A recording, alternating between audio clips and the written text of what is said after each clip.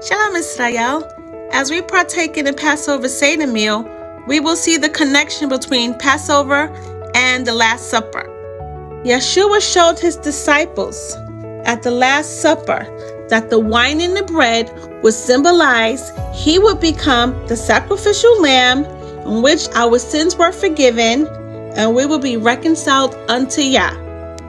After the bitter herbs are dipped in a bowl of salt water and eaten, everyone then takes a broken pizza matzah that's been broken beforehand.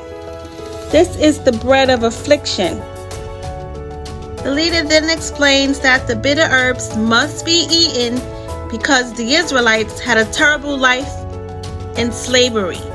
Everyone take their broken pizza matzah, dip it in the horseradish, and eat it. Just as Yeshua dipped the bread at the Last Supper and revealed who his betrayer would be. The leader goes on to say, just as the parsley dipped in salt water reminds us of the Israelites' tears, now take your second vegetable.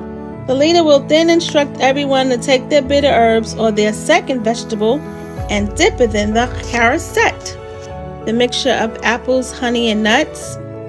This is symbolic of mortar. It's also to remind us that in slavery, the Israelites had hope in Yah. The mortar is what they were using when they were building with bricks. Now the leader says, on Passover we recline or we sit comfortably because we are now free.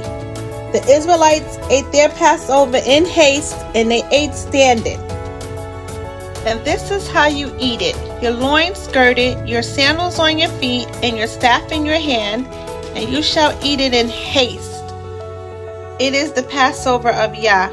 But since we're not in Egypt in bondage, we eat as free people and we can eat reclined.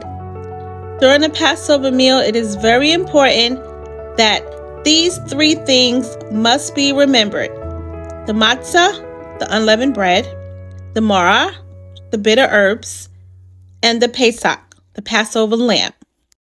After this, the leader then instructs the second cup of wine, which is the cup of plagues, then the shank bone, then the reading of the Psalms, then the third cup, the cup of redemption, then a cup of Elijah, second part of praise, which is the reading of Psalms 118, and then the fourth cup, and then a cup of praise.